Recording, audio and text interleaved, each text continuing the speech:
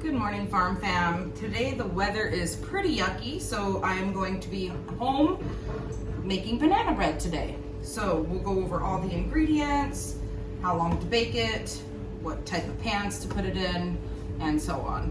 So let's get started. Okay, so the first thing that you want to do is mash your bananas. The recipe typically calls for 6 bananas, but these bananas are a little bit smaller, I would say, than the average. So we're going to be using 7 bananas instead of 6. I have my little masher and then my little blender, if you will, my makeshift blender. I have to use this because I actually don't have a mixer, but this I used the other day and it worked just fine. So the first thing you want to do is start peeling your bananas.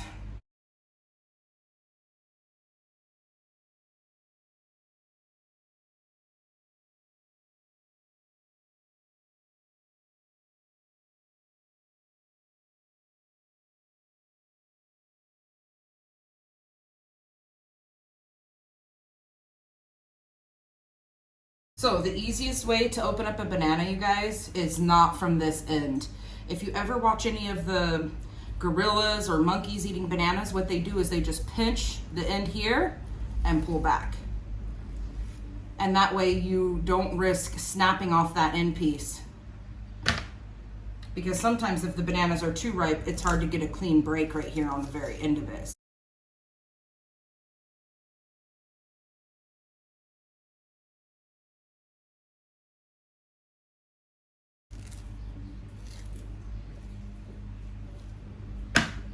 Yeah, but you want your bananas to be fairly ripe. Something almost like this right here that you see right here. That, people would think like that's bad, but that's actually perfect for banana bread.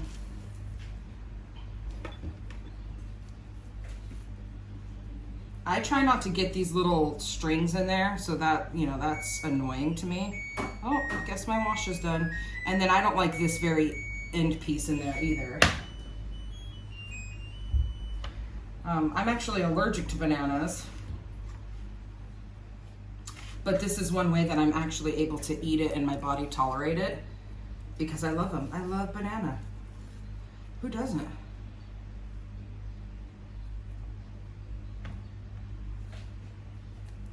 So that is 5 so far. 6. See, if all of them were this consistency, that would be perfect. I'm gonna see if I have one that on the bunch down here that's a little bit more ripe. Yes, I do. Yeah, we're banana tree farmers, so I have bananas just ready to go at my fingertips. I have a huge bunch of bananas. There's probably about 75 bananas on the bunch that I have right here. So that should work. 3, 6, 7, okay.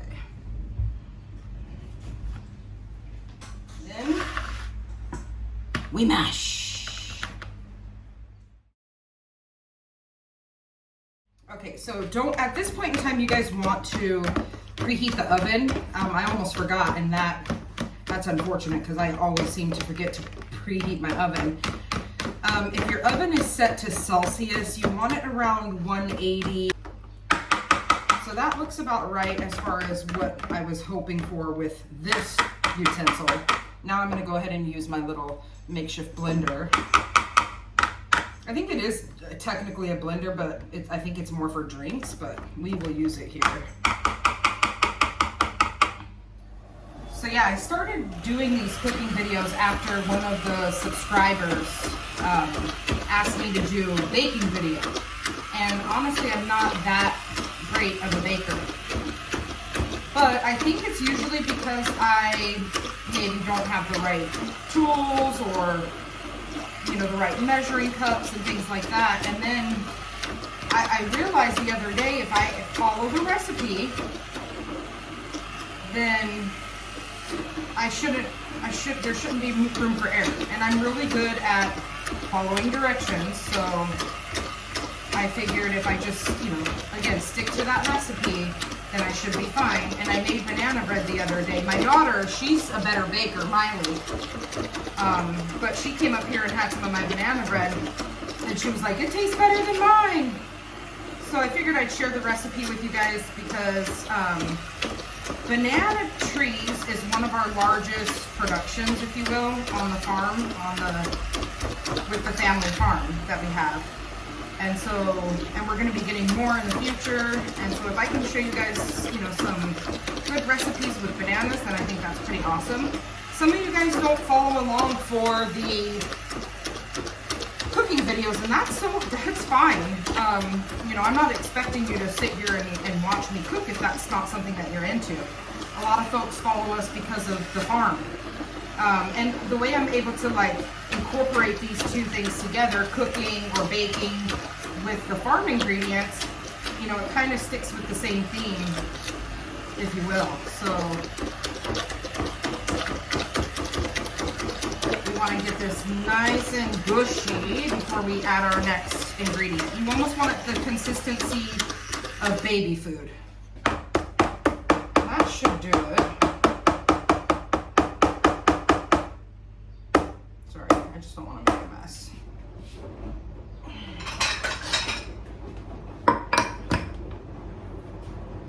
Okay, so I went ahead and grabbed the rest of the ingredients. But what you're going to need is 1 cup of vegetable oil. I'm making a big recipe right now, a large. It should fill pretty much the whole entire bun cake. 1 cup of vegetable oil, 1/2 cup of milk, 2 cups of sugar, and 4 large eggs. And some folks are like, how do I know the difference between a large egg and a small egg? Well, I'm about to show you. This is a small egg. This is a large egg. So if all of your eggs look like this, itty bitty, then just use 5.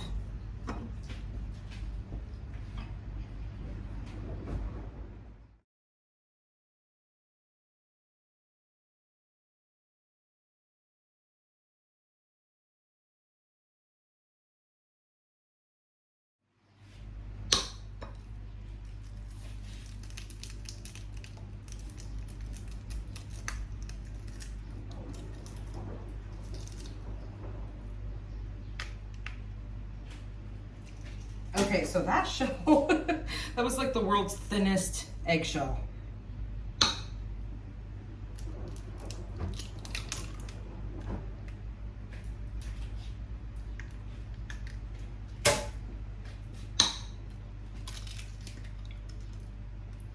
Supposedly, if you do the drop onto a flat surface trick, then you don't end up with any eggshells in whatever you're cooking. And so far, so good. Okay, so before we end up adding our vanilla, because you will need some vanilla as well. Ooh, probably don't hit the button while you're out of your ingredients. What you're going to do is blend all of these wet ingredients, and of course we did add the sugar as well too. So we're basically blending this group of wet ingredients in with our sugar.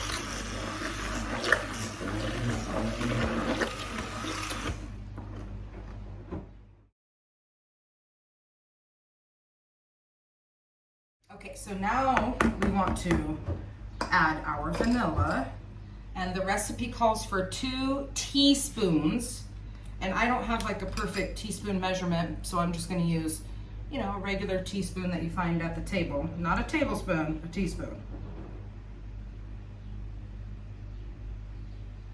So I was thinking, you guys, some folks have been asking, some questions, about why we moved here, and, what are the pros and cons, and how are the kids adjusting, and how are we adjusting, and how the business is going, and things like that. So I want to try to cover as many questions as possible. So I was thinking about possibly doing a live. That's going to be tricky, probably because of the time zones. I'm living here in Portugal in the middle of the Atlantic Ocean, and a lot of the followers are from the United States. So I was thinking, okay, so yes, of course, you blend in your vanilla now. I was thinking about doing a live, and I don't know if right now would be like, because not very many people watch the cooking videos, if right now would be the perfect time to announce it. But yeah, I'm probably gonna end up going live. I want to get your guys' feedback first though, before I schedule a time, because I might end up having to do it like in the middle of my night, for those who live in the United States. But I think I'm gonna use this video to kind of ask you guys, and maybe in the next farming video, to get your guys' feedback as far as doing a Q&A live. If that's something that you guys really wouldn't be interested in, then I can definitely do what we've talked what we talked about in some of the other previous videos, and do a Q&A video, and just write a list of some of the questions that the subscribers are asking, from the comment section, of course, and answer them one by one. Q&A, and then also like a pros and cons video. I think doing something live might sum it up a little bit better and easier, and it's a little bit more personal, and people can ask questions as I'm recording, which is really awesome. Okay, so now we're going to move on to our next set of ingredients. Now that we have all our wet ingredients, we're going to move on to our dry ingredients. So the next step is, kind of gather your ingredients. It's going to be 3.5 cups of flour. It's going to be 2 teaspoons of baking soda, 1/2 teaspoon of salt, and then you're going to mix those dry ingredients in a separate container. So that's what we're going to be doing next.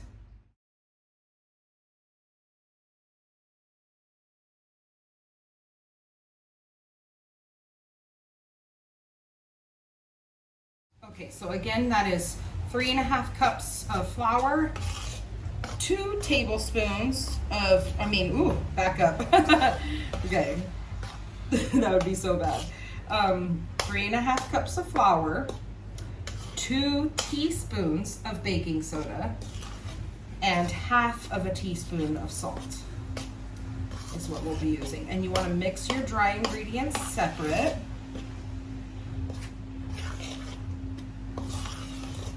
Make sure you're grabbing from the bottom, because salt is the heaviest. It will settle to the bottom. It's pouring rain out here. Look at my window, you guys. Come on. It's pouring rain. Okay, so now we are going to incorporate the dry ingredients into the wet bowl.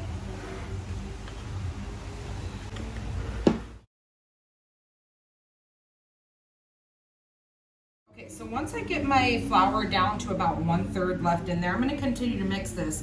I add my cinnamon. A lot of folks don't put cinnamon in their banana bread, but I think it tastes really, really good. It's banana bread. And I honestly kind of eyeball it, but it probably ends up being about, I don't know, maybe, geez, I wouldn't even be able to measure it, but probably about a teaspoon of cinnamon. Oh, it already smells so good. And then mix that together.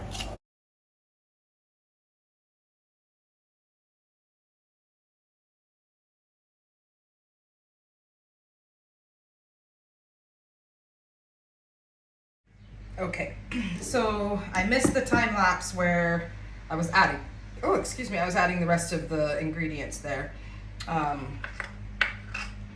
But basically you want to make sure that there's no chunks of flour.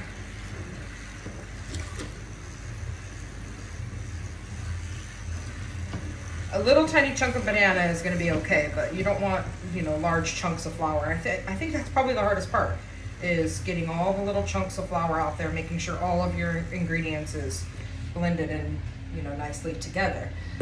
All right, so now we are on to the next step. Let me just let this machine cool down. We're not really going to need it again anyway. So. Okay, guys, so this is the part where you just got to go in for it. Grab a little butter with your fingers, and you're just going to butter the bottom of your pan. This is the fun part. I'm using a bundt cake pan because I don't know, we just like the way it looks and the consistency of it, but you can really use any other pan. Just make sure that you butter and flour the bottom of the pan, and so you want it pretty even. I'm gonna go all the way up the edge of mine because remember mine's like a double recipe. So it's gonna pretty much fill the entire cake pan here. So I'm gonna get it all the way up to the edge here and all the way up to the edge here with butter.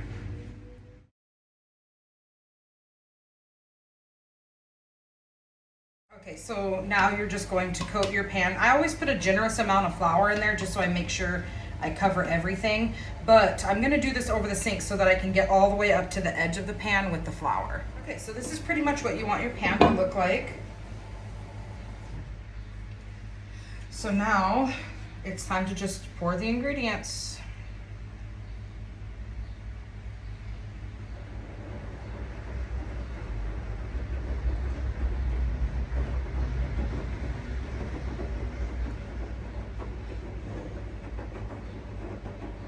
Okay, are you guys ready? Here it comes. Mmm, yummy.